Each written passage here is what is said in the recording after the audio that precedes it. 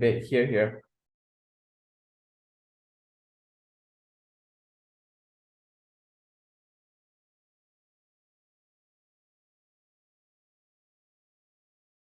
Hello, hi everyone. Checking that I can be heard.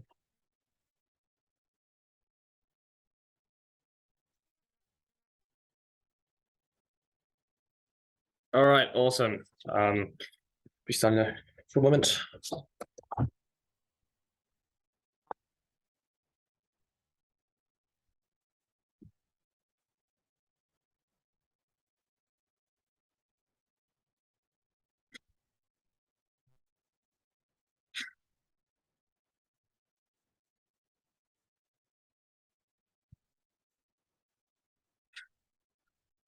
We think as an artist in a post-conflict society, there are probably two things you're going to care about.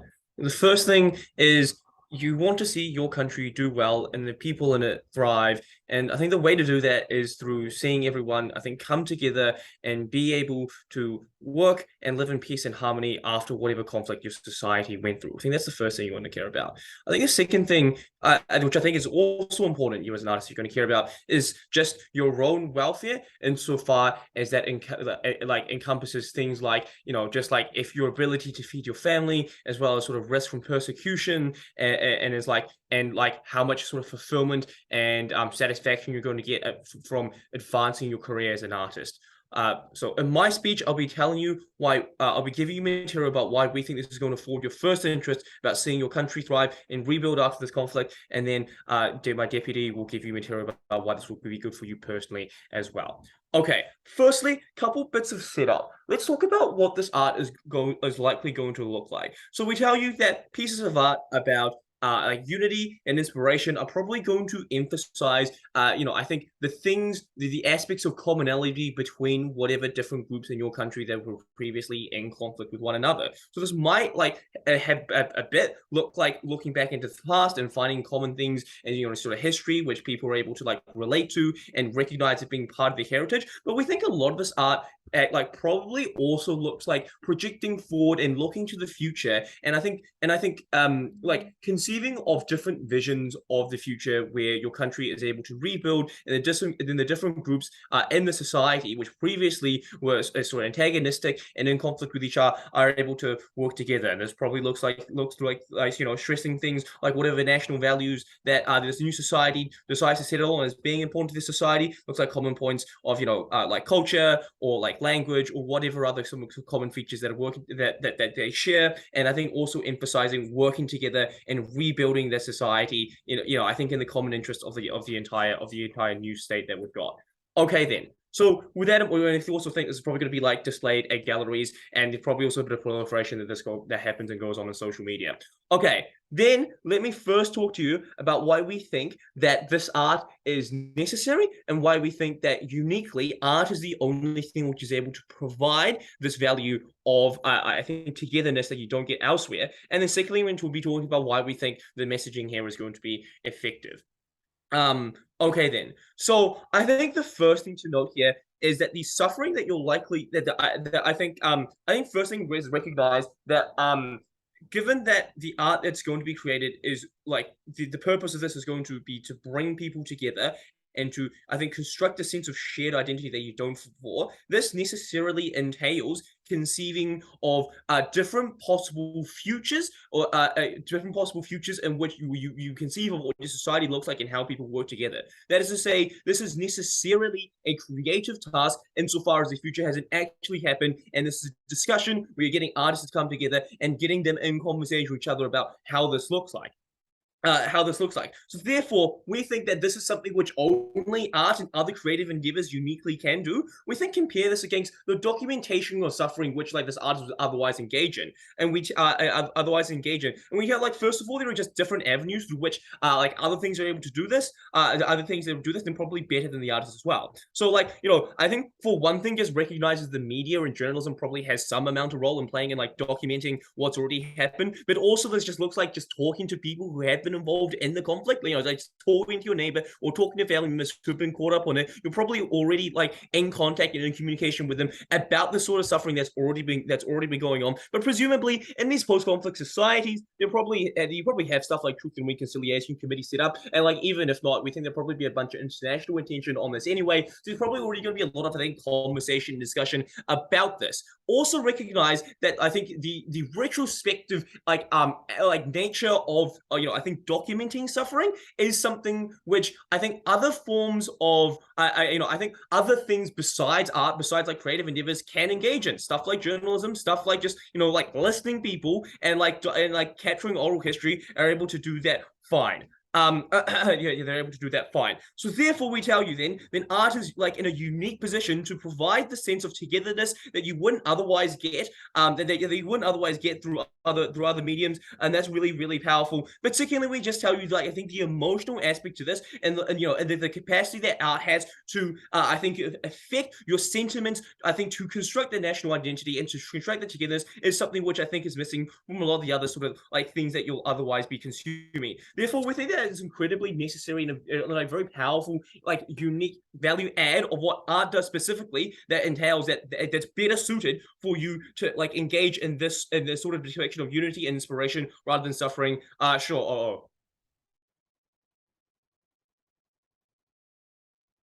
So Yeah. don't states already have incentives to convey optimistic and unifying messages? Don't who? They? Don't states already have that incentive to convey optimism? Yeah, sure. I think the thing to say here is like the state like producing, I think, state pieces of media is just very, very different from artists like going out and doing this. You know, I think because to recognize that a lot of stuff that comes out of the government is designed by committee. So you have a whole bunch of people with like a bunch of different intakes, like chuck in there and then chuck in what I think is a good idea, what I think is a good idea. All you're gonna get produced is probably some like bland and like you know, like inspirationless and like, you know, really generic pieces of art. We think that the sort of like genuine effort artists are going to put in is what the thing you really need in order to affect people. Okay, then. But let's talk about why it's really effective. So I think two things to note here. I think firstly is just recognize that people are probably looking for sources of hope after a conflict, right? Like if you've been through something as traumatic as something which is like tearing your society apart, you're probably, and you know, it's by the end of it, you're probably just like really tired and weary by the end of it. So we think you're probably primed to hear messages about hope, and that's something you want to be looking about, and that's something which will bring you an incredible amount of comfort. So like I think besides just them being primed, that's probably something good for them. Like it's something that people want to be like, you know, as viewing. But I think the second thing to say here is there's an element of novelty here as well, which I think is really important. Like insofar as the last however many years of their life have been dominated by the amount of suffering and pain that's been going on as a result of this conflict, we think these people are probably ready to move on and to like view things which are able to construct a future for them that's waiting for them, where they can see they're able to put their life together and move past whatever traumatic conflict that's been going on in their societies. Because we give people hope and we utilize art in the way that is most like takes advantage of its unique benefits, incredibly proud to propose. All right, thank you, opening government. I now invite opening opposition.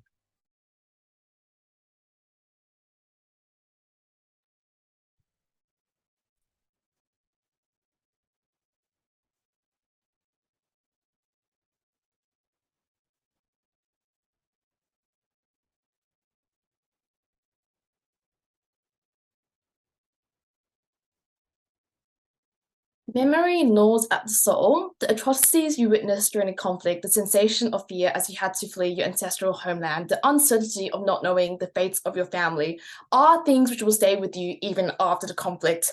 The sensation of fruitless optimism is not something which allows you to move on, is not something you genuinely feel, which means the thing you had to do was not to wash over the past, but to confront the past, and that is the case we'll bring to you from OO.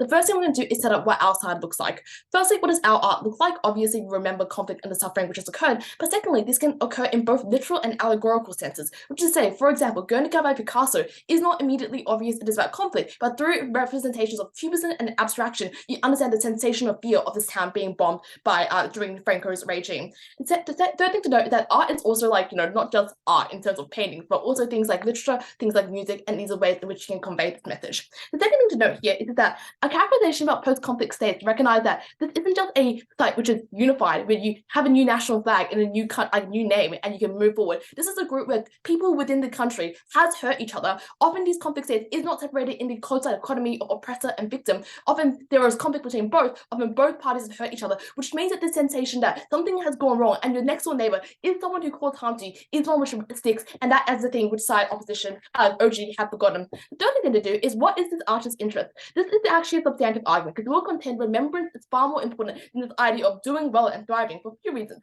Firstly, when an artist creates art, it is for public purposes, which is to say, this is the thing from a personal diary which you do not intend for other people to kind of see. Art is something which needs to reflect the experiences of people, because that is what it's like to resonate and like to stick with them, which means obviously if you do art which people can relate to, it is A, likely to be more commercially successful, but also B, far more rewarding to an artist because the art you've done has served a purpose. This is true insofar as art is retrospective, because it's something people can adapt themselves up to, as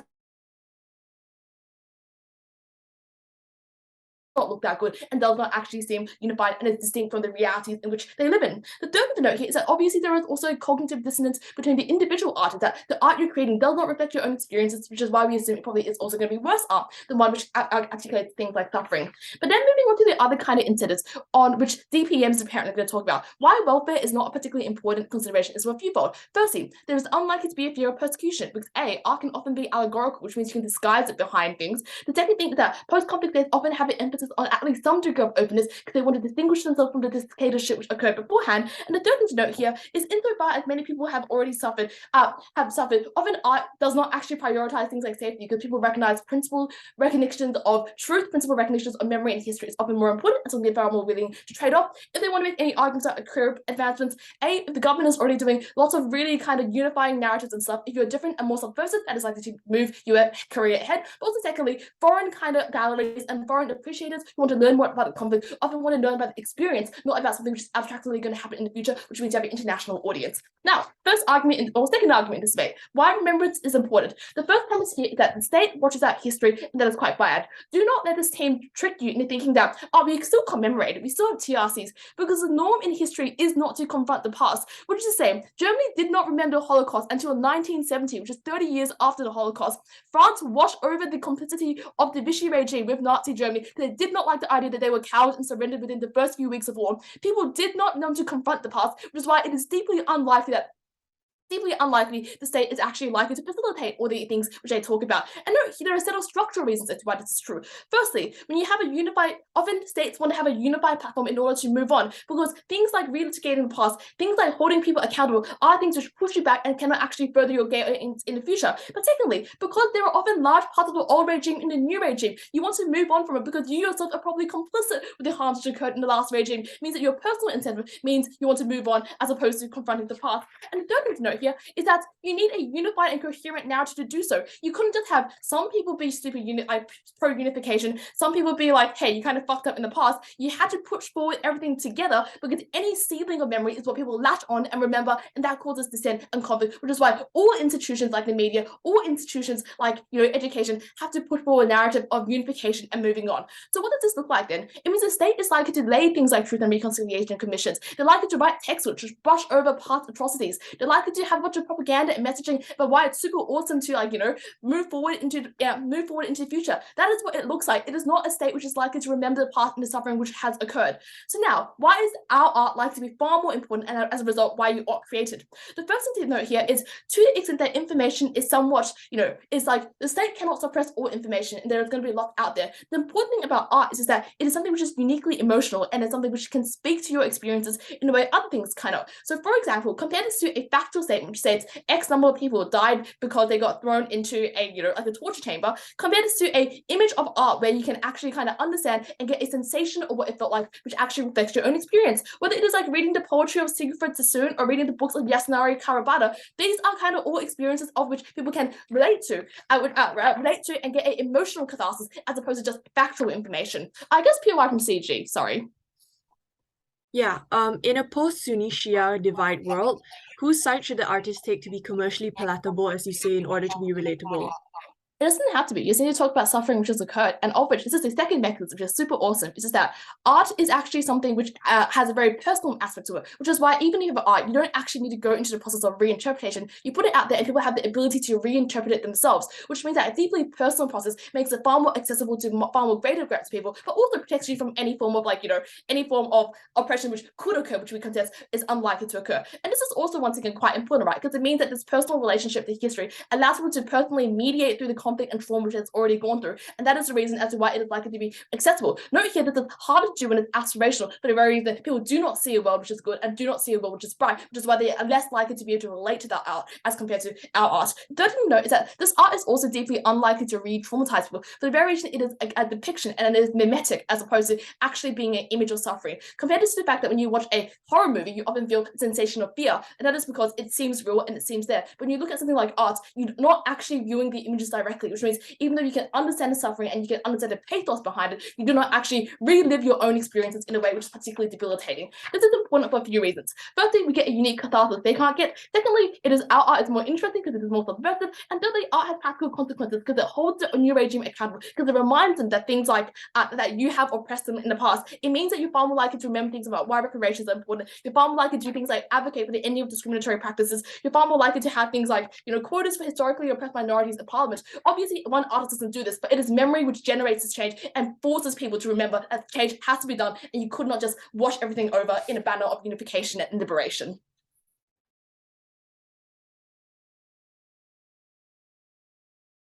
All right, thank you, opening opposition. I now invite opening government. Hello, let me just adjust my camera so I can debate signing up for the practice.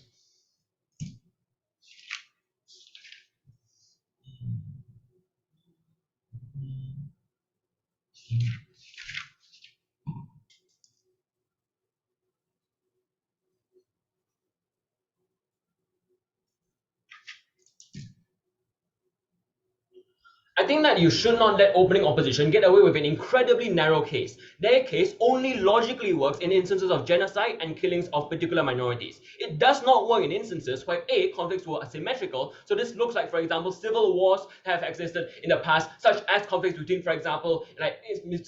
between, for example, India and Pakistan, or, for example, internal conflicts within states, such as the May 13 incident, which was not covered up by the Malaysian state, but rather was incredibly internationally and locally proliferated as well. In all of these instances, their case falls apart because their case only works in that particular instance where genocides have occurred. But I will go specifically in my argumentation and talk to you about how if you are really living in an authoritarian state which cracks down on all dissent, then, and to the extent whereby people don't know about the genocide, probably talking about it and creating art about it is not a good idea at all for you as a person in terms of your long-term survival or your ability to continue creating art as well. So in my speech, I'm going to establish three things. Firstly, why this art is necessary. Secondly, why this art is effective. And thirdly, why making this particular form of art probably is better for your chances of survival. Firstly, is this art necessary? Opposition contends that it is impossible for individuals to know about previous genocides in the status quo. They should say that the media oftentimes washes over genocide or doesn't portray them. Firstly, as I pointed out earlier, this is only true in particular instances of conflicts, right? In the vast majority of civil conflicts around the world, probably you are talking about the unity government which is formed in order to settle a conflict. For some reason, individuals have laid down arms and decided not to fight anymore, right? This probably means that they are going to be establishing things like truth and reconciliation committees and meeting task force in the media, etc. But let's take them at their absolute best. Notice that it did not engage in the mechanisms coming from the other Ian's speech, right? When he told you that it's not just formal channels of information. People living in post-conflict societies confront the past every night when they go to bed and close their eyes. They confront it in the missing limbs of their family members, in the empty houses on their street, in the stories that they learn from the front lines, or in instances whereby the fields of conflict are their own homes and their own streets. They probably have seen it happen as well. In all of these instances, people know that fucked up things are happening, ladies and gentlemen. This probably means, therefore, that the ability of individuals to know about the past already exists, and probably are things that emotionally haunt them as well, because that's what a post-conflict society looks like.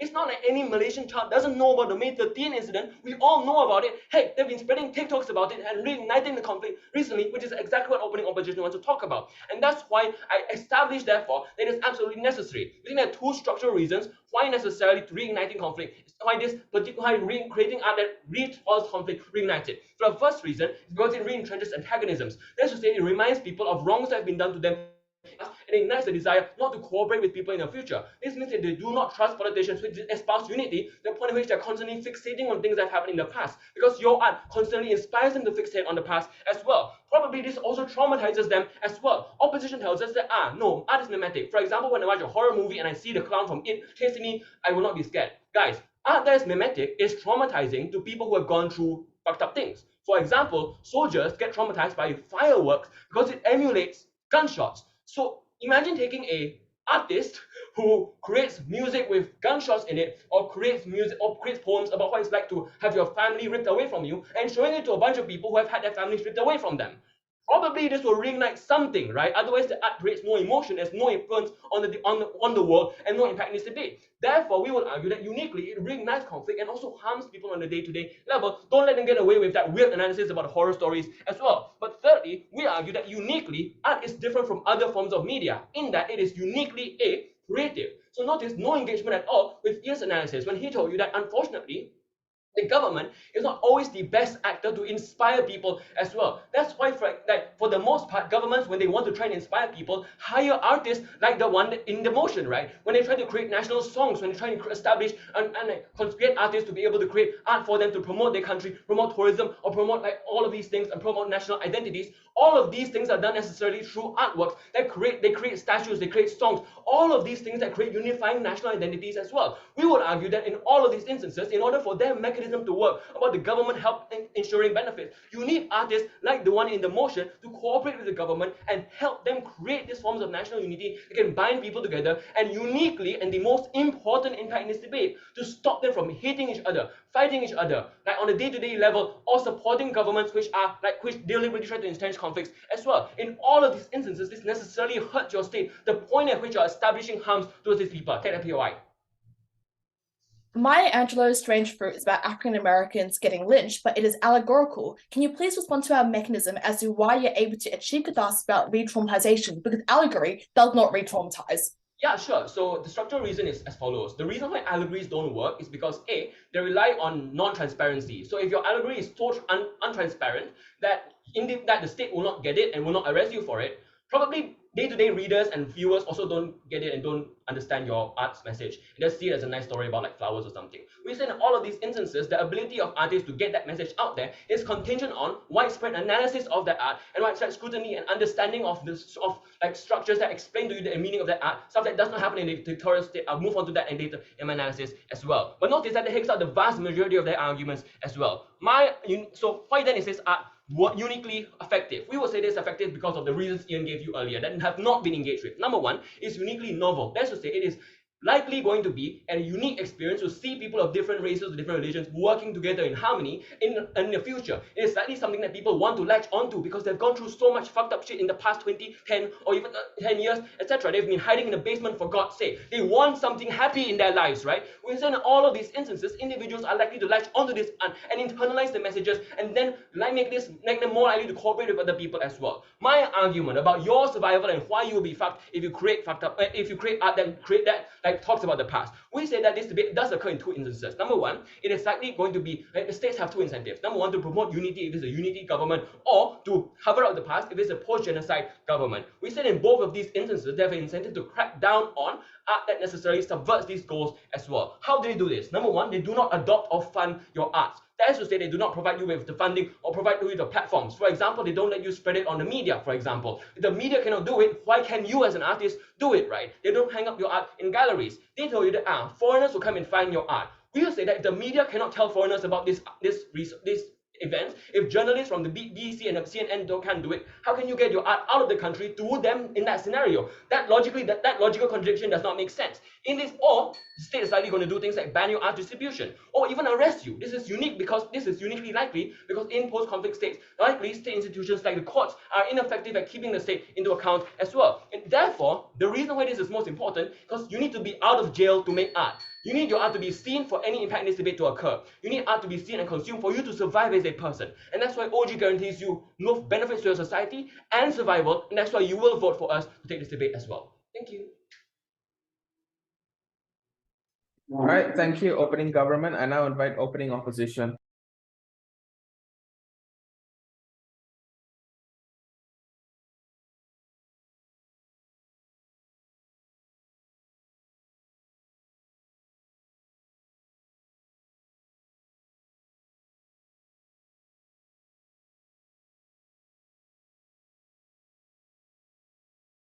And can I be seen and heard? Yes, you can.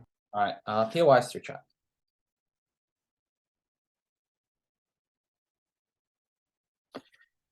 It's kind of strange that they haven't given a single example of a piece of art that actually has achieved any of their benefits. It's really hypothetical and aspirational, just like their case, right? Because their whole case is contingent on the idea that there are people who have truly suffered and have gone through wrongs and currently suffer every day from the ramifications of that post-conflict regime. And their side is like, we'll just gas people into thinking that there might be hope in the future, and therefore people might come together in ways that can benefit all. Not only is that an unrealistic conception of the debate, but it is an ununique one, because states in post-conflict regimes already have incentives to do all the kinds of things that they talk about, and that is why they lose this debate. The first issue in this debate is what form of art is more important. They explain that people want sources of hope. I'm going to give you 3 weighing mechanisms as to why our form of art is always going to be more important. The first weighing mechanism is that our form of art is far more unique as a benefit, and we explain 2 metrics of uniqueness. Firstly, that their side already has state incentives to create optimistic art when they literally concede a DPM that the state will hire other artists and build statues and write songs. But secondly, we explain that the importance of art is not only like literally in terms of like preserving memory in the same way that a documentary or a history textbook can, but it's about preserving the emotional expression of history, because art can capture far more than just information. It can capture mood, it can capture suffering, it can capture people's genuine feelings at heart, and those are the kinds of things that you can only do through a capturing of suffering through the kinds of art that we convey. Their only unique mechanism is like, well, the state's kind of bad at producing optimistic art, which is on face value probably a weak mechanism, but we explain a number of structural reasons as to why states have incentives to make their optimistic kind of renditions of history to be very good. The second weighing mechanism is that our benefit is far more concrete and definite, because we explain that people have definitely suffered, which means that if you create art that reaches out and connects to those people, we definitely get the benefit of catharsis and acknowledgement for those individuals. While on their side, their benefit is entirely speculative. It is that we're going to aspirationally create art based on a contingent future that might be good and might, make people come together, which means that we immediately and concretely get our benefit. The third metric is that the benefit that we achieve has a far lower burden of success. And that is because on their side, right, like, because their art is inherently aspirational and depicting something that is not necessarily a reality, right? People, like an individual seeing hopeful art does not get that much benefit. Their benefit is contingent on the society as a whole, or lots of people seeing that art and then kind of gassing themselves up into thinking that there is hope. And then once people have hope, maybe they trust each other and move forward in a collective future. The difference on our side is, on our side, if a single person who has suffered sees our art, they immediately get catharsis. They immediately feel like their memory and their suffering has been acknowledged. That means we already get that benefit upon a single person viewing this art. And given they never give us structural reasons to explain why this artist would be particularly popular or would be particularly viewed by lots of people or would have a particularly unique influence, given they themselves concede there's going to be other artists that create optimistic art, it's incredibly unclear how they get their benefit. What are their response to this? The first response is our idea of governments having incentives to wash history is untrue and only true in instances of genocide. This this is not true, because when a conflict is symmetric, our mechanisms still apply. People were still suffered, there were still moral wrongs committed, and the perpetrators of those wrongs still want to avoid being blamed, which means that our artists can subversively capture those things that people want to cover up. Then they say, people know that stuff is happening, so we don't, like, people know that they've suffered, people remember massacres, so we don't need art that captures that. The first thing to say is that it is not enough for people just to know. People want a memory of that, a memory that is everlasting and permanent, and that is what oil on canvas does. People want to record history, and that's why they don't just remember it and die with that memory, but instead they tell their children, they pass it down to their kids, because they want that memory to be permanent. But secondly, merely knowing something isn't enough, because people want validation from others in society that their suffering was something that was the fault of others and something to be acknowledged, which means it's not enough for people just to internalize, yes, I've suffered. They want something that depicts that form of suffering, and that is what art does, because it connects it with people and tells you and validates your feelings of suffering. Lastly, they say this traumatizes people, talking about an example of like music with gunshots. That is terrible art. Like, imagine like an artist creating music that was just like AK-47 machine gun fire in the background. Obviously an uncharitable take on the more allegorical ways in which artists convey their art. Before I move on, I'll take a point from CG. What's your extension? If the suffering you depict and amplify is extremely effective, stop trying to co-opt peace and unity mechanisms and also catharsis when both these narratives contradict themselves. Make a trade-off while you can.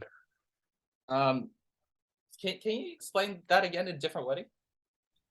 Yeah, if the art that you have is going to depict the suffering extremely viscerally and people are going to be able to relate to it to the point of catharsis, how are you also going to have peace mechanisms and unity from the government when they're going to contradict each other? You can't have both.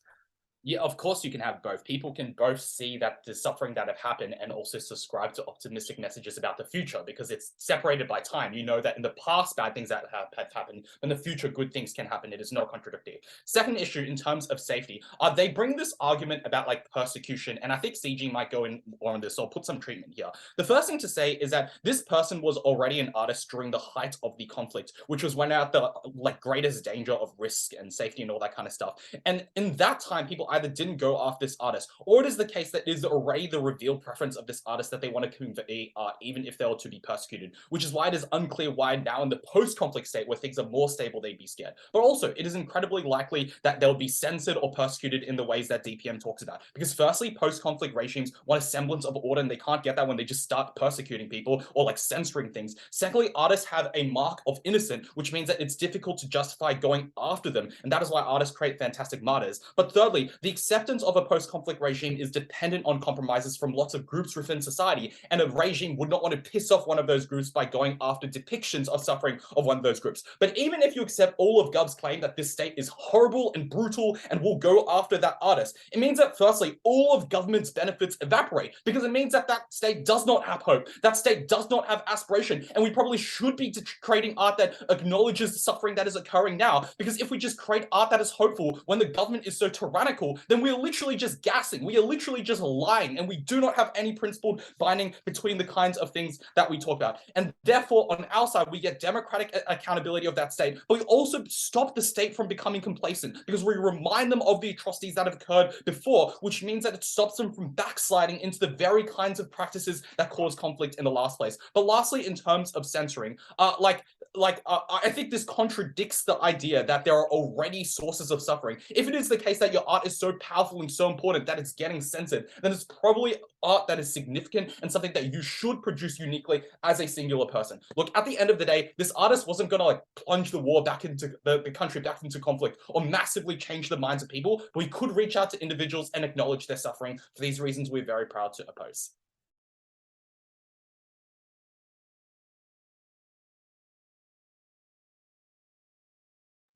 All right, thank you. Opening opposition. I now invite closing government. On the time.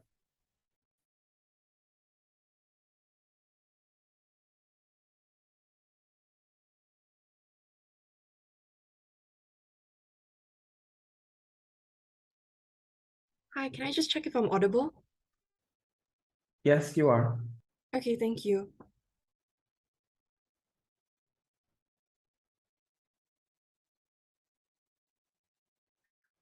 I prefer POIs visually if possible, like turn on your camera.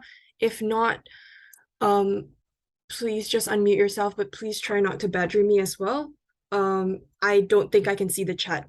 Yeah, on my laptop. Starting my speech in 3, 2, 1.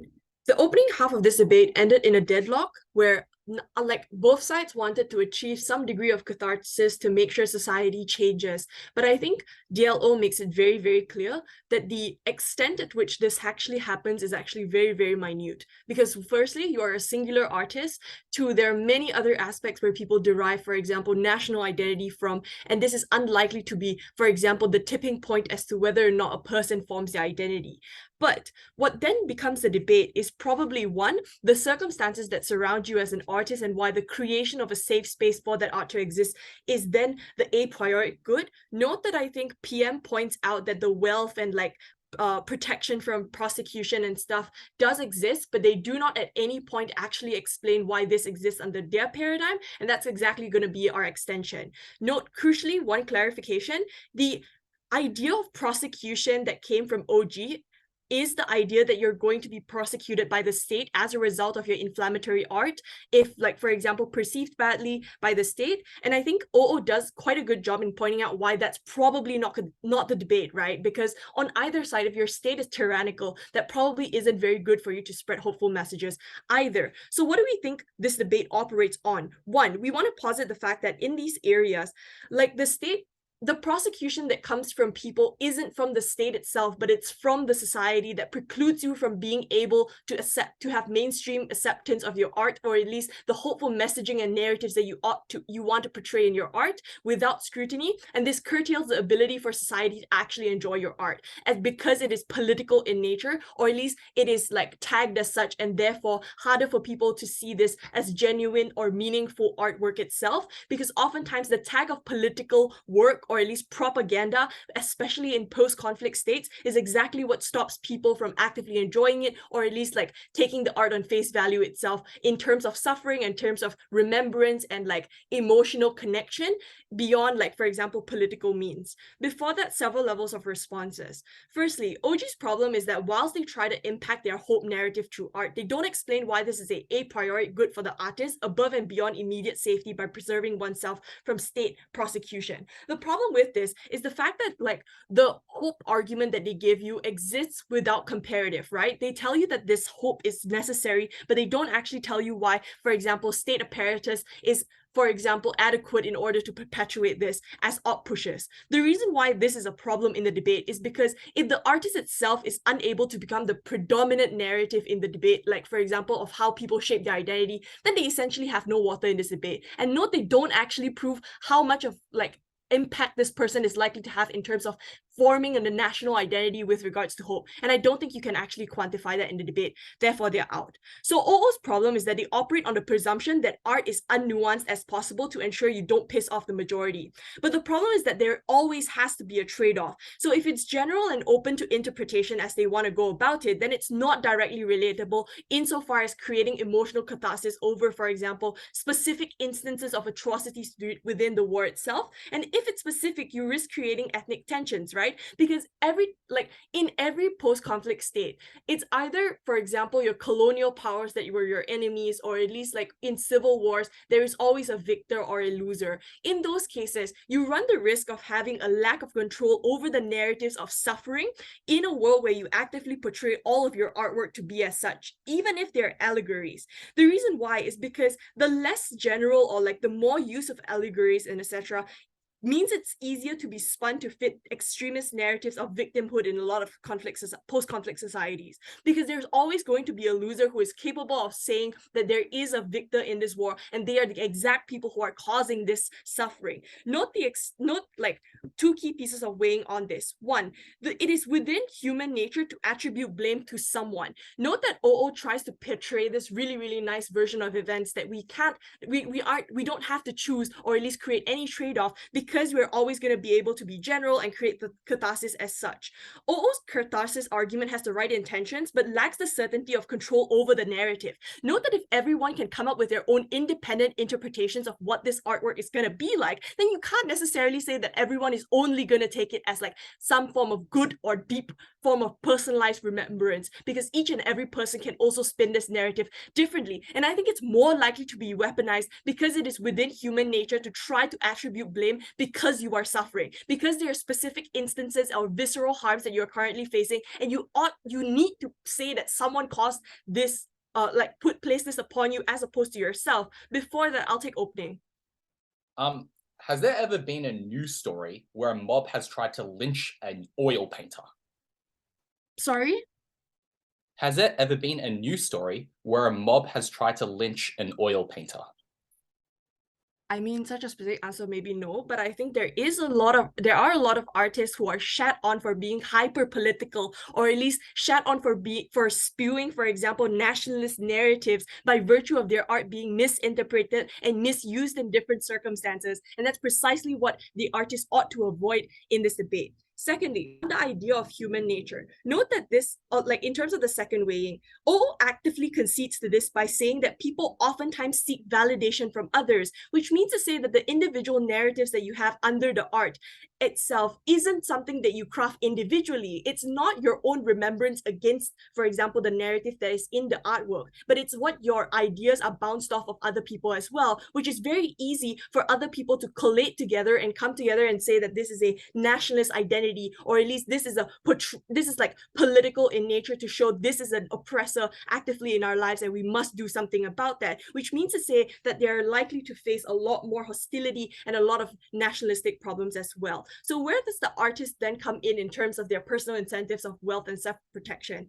The political nature of your art precludes you from mainstream acceptance without scrutiny, and this curtails the ability for society to actually enjoy your art. So I think the best example of this is probably like Fahmi Reza in Malaysia, and like a bunch of other artists in different areas as well, because a lot of times the political nature or the tag of being political, or to showcase, for example, suffering, the fact that you pick a victor over an innocent party, is exactly what is turned against you as your in your career as an artist. So note that I think this also places above and beyond what OG says, because the hope narrative itself does serve, for example, good purpose itself, but I think it is also crucial in order to make sure that you avoid the scrutiny, or at least the traction that is gained from being hyper political in nature, and the avoidance of that allows you to essentially publish a lot more art in the future as well, which means to say that you are likely guaranteed a greater amount of security and safety from society itself, which is required in order for people to meaningfully interpret your art. For all those reasons, very proud to propose.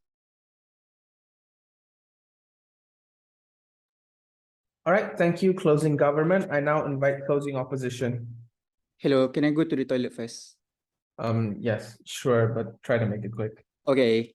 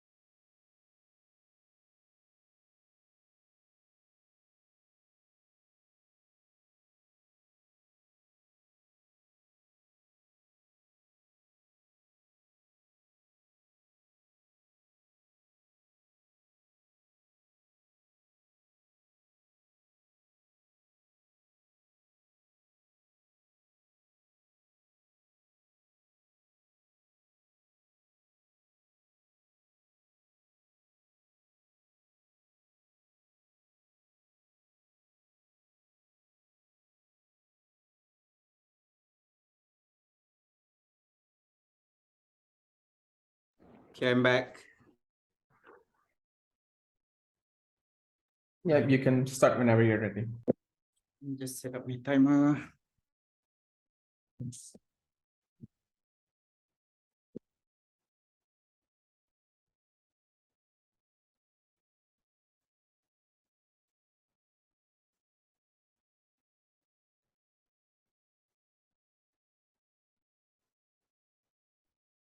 I'll start in 3, 2, 1. Art is exclusively about self-expression that should and is independent from societal norms or needs at any point of time. Insofar as it represents the lived experiences of these artists, their emotions and their artistic view, we think that that's beyond what would be within the interest of these artists already. I have a few points of clarification before I move on to rebuttals and arguments. The first, I would just like to extend the characterization in regards to how art depicting previous or ongoing suffering necessarily looks like.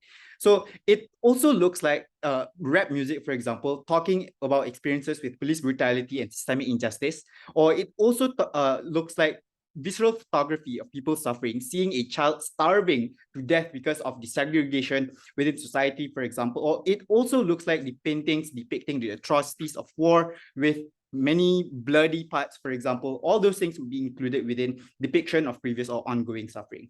So a few point of rebuttals then. The first, let's look at what OG said. They told you that it's necessary for you to have messaging about unity and inspiration because then individuals will be relate to it because you push on the commonality between these individuals, and that is good. And then they said, you know, that there are no other avenues for you to be able to portray those messages because, you know, other things would work.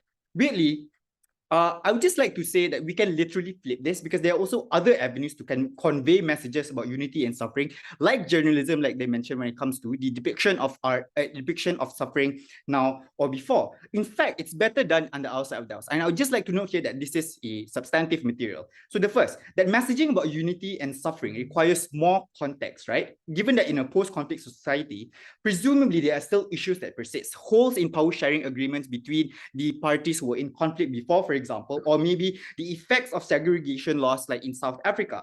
All this means that it requires context in order for individuals to be able to understand the necessity of the messaging about unity and inspiring individuals to unite to even begin with. We would say from CG that this context is best provided through the depiction of suffering now and what has happened before. This is a prerequisite because then only will individuals feel empathetic enough from seeing all the visceral images and feel as if they are connected to the issue and that they should act on it as well. The second reason as to why it's better is that it's not the messaging about unity and inspiring individuals to unite amongst each other. It's not likely going to be abstract on the outside of the house, right? So it's likely going to be nuanced. It's done through things like investigative journalism, where you can show videos or interviewing the real victims of the particular war crimes, for example, or even you show videos of the home that has been destroyed from that particular conflict. All of this means that individuals are able to get additional nuance, context, and as an effect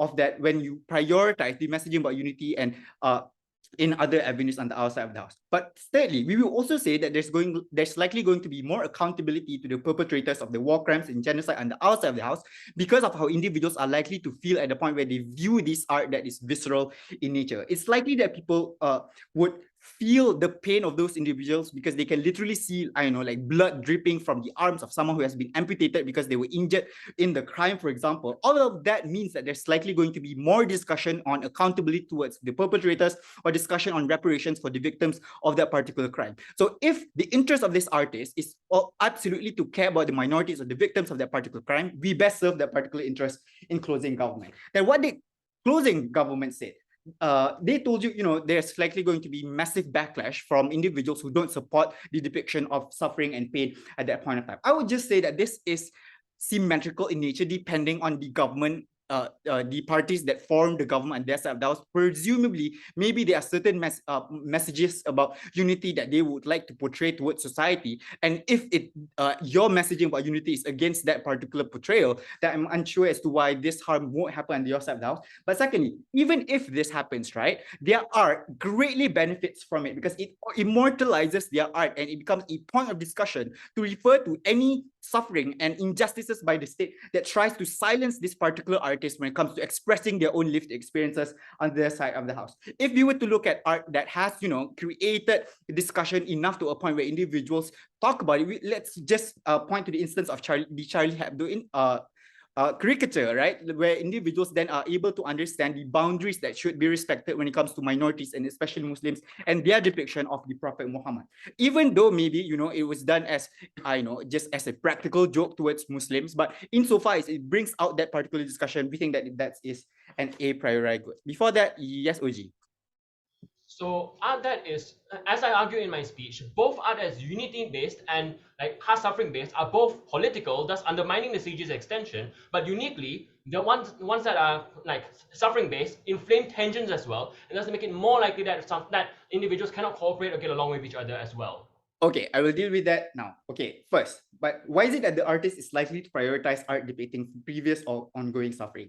As I've noted before in my framing about that art is about self-expression and that it should be independent of societal needs, we would say that the purpose of art is to allow for this particular artist to feel self-gratification over the art that they have done, to see their work on a canvas about portraying the things that they've went through. For example, maybe that their hometowns have been destroyed and them depicting that would bring great self-gratification for this particular person insofar as it protects their view to the world and about suffering. The second is that the viscerality in art depicting pain and suffering also best represents their own pain and suffering, right? Because in the world of government bench, insofar as these artists are unable to also do art that depicts pain and suffering that they have also went through, it silences them from talking about their own experiences. And we don't think that this is within the interest of that particular artist, given that in most artistic school of thought, they are taught to talk about their experiences and express their emotions on a canvas, etc. But thirdly, it's also in regards to the welfare of this artist, right? Because of the fact that there's going to be more shock value to the art that these individuals are doing, it's likely that it's going to get international recognition as a result, like we've seen with the photos of the Nanjing massacre that allowed for that particular photographer to make shit ton of money to be from that as well, because of the fact that this specifically portrays what has happened within that particular genocide under our side of the house. But lastly, why is it that messages of unity and inspiration is not within the interest of this particular artist? We would say that because it does not reflect the current state of society. I've noted before that presumably there are still some effects from things like segregation laws and holes within the power sharing agreements. And even government concedes this, and that's why they want messaging about unity. But we would say that there are still people who still suffer from those instances, right? That there are individuals who have been sexually attacked, for example, as has happened in multiple genocides we've seen, or that hometowns have been destroyed. The artist also might be a victim and at least, or maybe at least a witness, and that trauma is not retrospective and still is occurring. Within that is specifically why this artist should be able to depict art through pain and their own pain and suffering. All right, thank you. Closing opposition. I now invite closing government. Yeah, can I check that I'm audible and visible? Yes, you are. Okay, great. I'll take POIs through chat, so just type it in chat and no preferred gender pronouns. Resetting up my timer. Starting in 3, 2, 1. Panel, I would have you note that none of the other 3 teams in this room ever actually talked about the actor. They all assumed that if the artist makes this art, therefore they have to love society and then proceed to all run generic broad societal benefits. Up to this point in this debate from all 3 other houses, I'm unsure why this artist cares about catharsis for other individuals, cares about holding the individual government and state accountable, and cares about the ability to create a better world. I think it's too broad and therefore out of the scope of what this actor actually wants is going to be the downfall of the other 3 houses. And in particular, the extension that comes from closing opposition in particular was entirely on the empathy that you gain and the viscerality that you have in order to spark and ignite change within the current society, but with little to no linkage as to what the actor actually wants. I think that is where CGA uniquely enters and why we have to win and take this round from the get-go. I think we ran a few things that were different and unique in terms from the opening half, opening from the Gov bench comparison.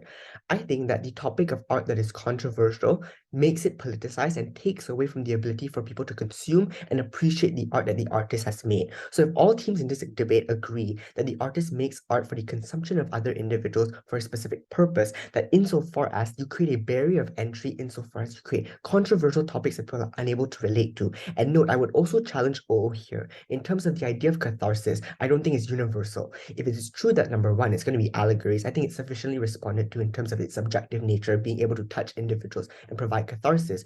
But number two, note that if suffering within post-conflict states are not unilateral and symmetrical, it differs across race, class, and gender. If you're in a colonized state, individual ethnic groups never suffered the same. If you are within ethnic tensions, depending on your minority group or which group you're from, you never suffered the same. So their catharsis argument never even existed completely within the society and impacted each and every person. But insofar that is the case, then it takes away from the actor and the artist's main incentive, which is the provision of art and ability for people to maximize and consume it and take away something from it, which I think is separate from what OG wanted to prove, given that OG wanted to just talk about how the art that you're going to create prevents and stops conflict from happening by bringing up fresh historical wounds, and number two, creates a trajectory for positive change in the future. I would secondly note that on opening opposition, the catch-all response that they have in being able to nullify any of the challenges coming from the opening government is to say that they can have both.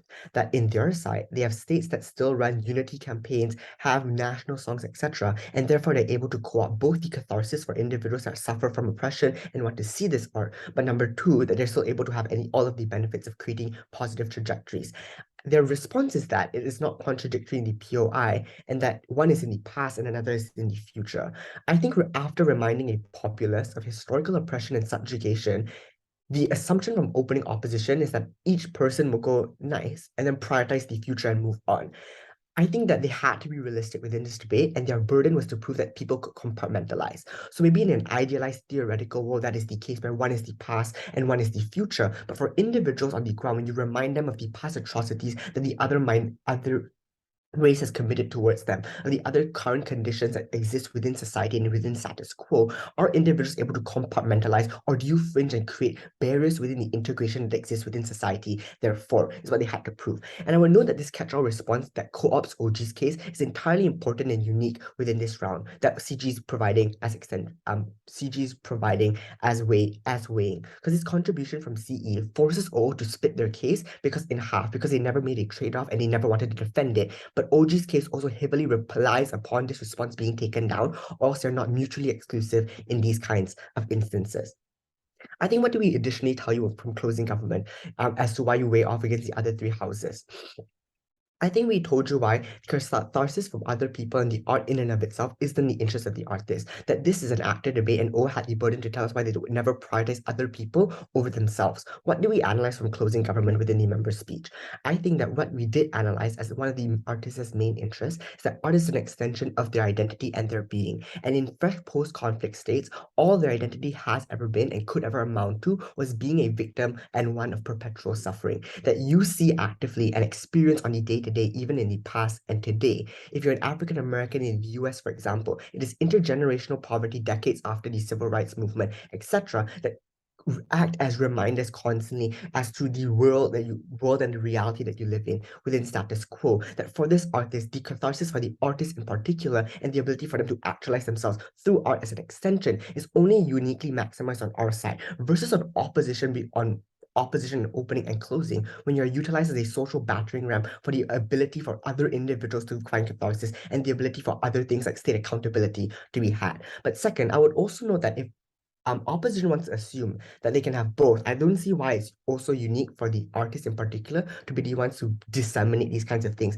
But we told you also additionally that it's better on our side. That on our side, if it's true that the state can also disseminate unity messages, create songs, the state can also uniquely facilitate things like the TRC, the Truth and Reconciliation Commission, and things like recognizing oppression, etc., to prevent the conflict from being far worse. But we think it's better from an objective arbiter and actor. Things like statistics and commissions, as opposed to interpretive art, where individuals can easily weaponize it and reinterpret it wrong. Before I'm going to say a point from opening. By your logic, we shouldn't have democratic discourse because apparently people are incapable of reconciling or compartmentalizing different political opinions and coming to an informed opinion based on that. No, this debate isn't about banning or stopping certain art from existing. It would happen altogether. It's just that is the logic your argument required in order to work. This debate isn't about limiting certain discussion. You had to prove to me why people could navigate that discussion in the way that you wanted to analyze, or so your benefit actually doesn't materialize. The same way in democracies, people often don't actually compartmentalize properly anyway. So I think therefore the CG weighing is very clear in terms of all of the other houses. CG was the only side that actually wanted to prioritize the individual actor in terms of their survivability, but actually what art means for this individual in particular. We think positivity is extremely hard to weaponize politically against other groups, which is exclusive to CG. The converse is a world where people utilize your art of suffering to start ethnic hostility and deviate from the meaning and deviate from the purpose your art had in the first place, creating less politicized messaging, art that actually means something to you and creates avenues of opportunity for yourself and not other people. We think often individuals are self-interested, and we think that is the interest of the actor in this debate. All the other teams refused to acknowledge this and wanted to use this artist as a means to an end.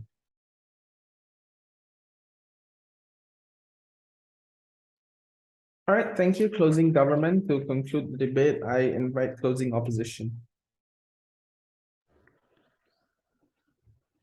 Hi, am I audible and visible? Yes, you are. Great. I'll take one from opening for the sake of engagement, but if they don't have any, I'll gladly take one by the closing.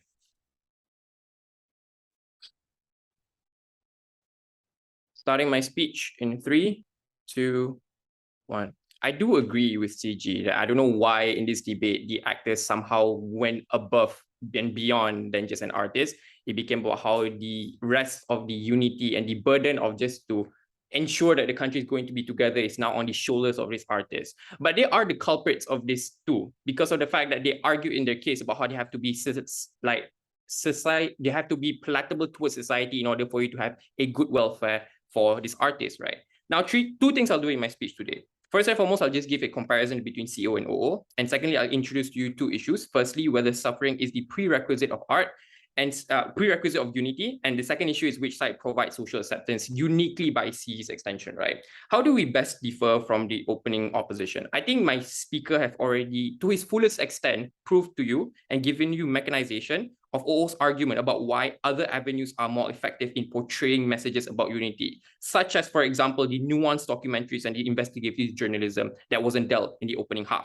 We also proved to you that art is a form of self-expression of one's own lived experiences and nothing else. And thirdly, we also proved to you that the welfare of the artist is best protected when they do suffering are in forms of suffering, because it brings that form of shock value. It's far easier to get international recognition as well as the celebration coming from their own minorities, right? Let's go on to the first issue of which side, whether suffering is a prerequisite of unity. What did OG specifically contend in this issue? They say that first and foremost, documentation of suffering is already enough, and secondly, people are just tired of suffering in their conclusion. 3 problems here, panel. First and foremost, those who are probably tired with arts in forms of suffering are with this messaging are probably those who aren't affected anyways. Minorities still echo their own still echo their generation's worth of suffering precisely because they still fight for it, right? The messaging has a greater impact because firstly, it's not just about the art of a white cop punching down on the black person. It's about the commonalities in the lens of the minorities that makes it much more meaningful because they can visually see that the person that has the same skin tone and look exactly like the kind of hair that they have is being punched down by the majority. This is the kind of commonalities that they share together that makes it more meaningful for the minorities to actually come together. But also secondly, it is the most convenient way for those who aren't affected by some forms of suffering to at least see what it's like to be oppressed, right? Because we say it's hard to tell people what actual discrimination looks like through words. Suffering in art does because of the visual images will actually latch onto their brains, and it basically drives up their creativity in part of their brain to see what it's like to be an oppressed person. At least in this side, we get to allow the majority to understand what it feels like to be oppressed. But the third problem is, what was missing from the case of opening government, I'll take one later, is that why are the current methods by the state for unity is not enough? They answered in their POI is by explaining that the state art that was created and designed by the communities is just not inspiring enough. I don't see why this is true, because I think the artist is also part of the community that made the same damn art.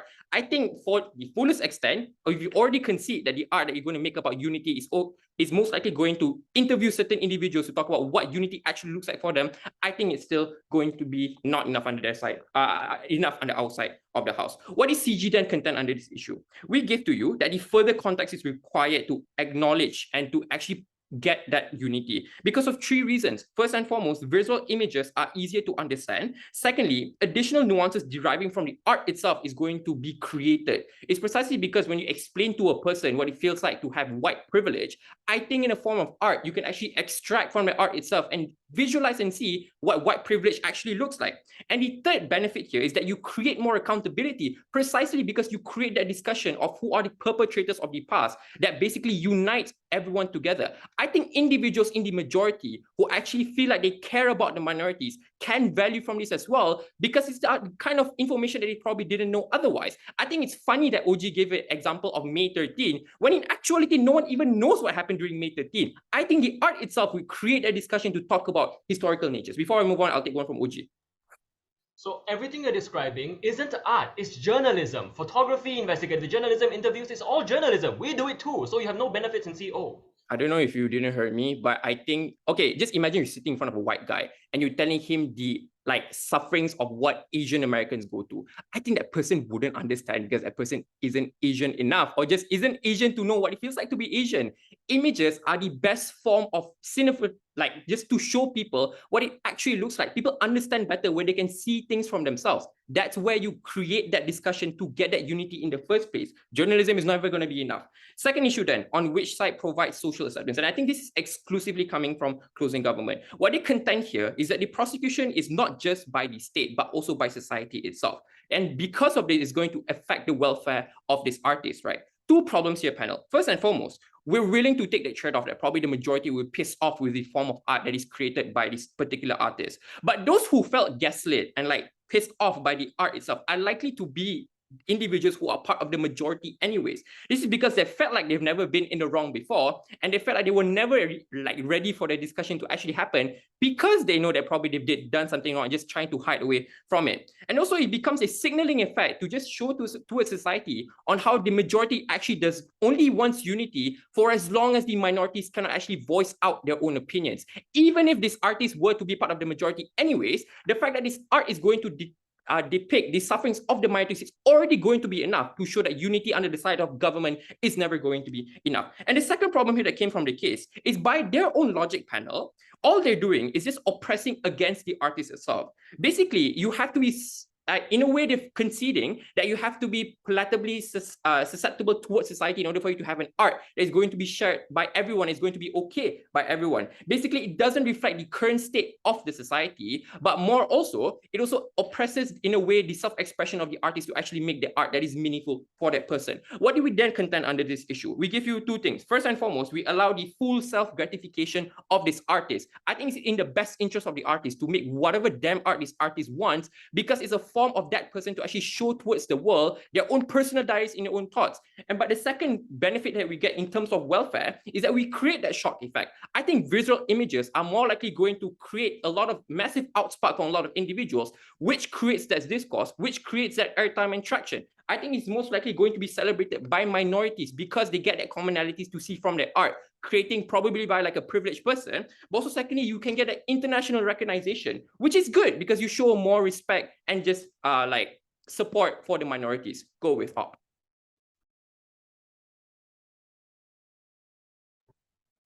All right, thank you everyone for the amazing debate. So I now invite all the debaters and observers to cross the floor, shake hands, and return to the main session while we and the panel deliberate. We will announce the results in the main session.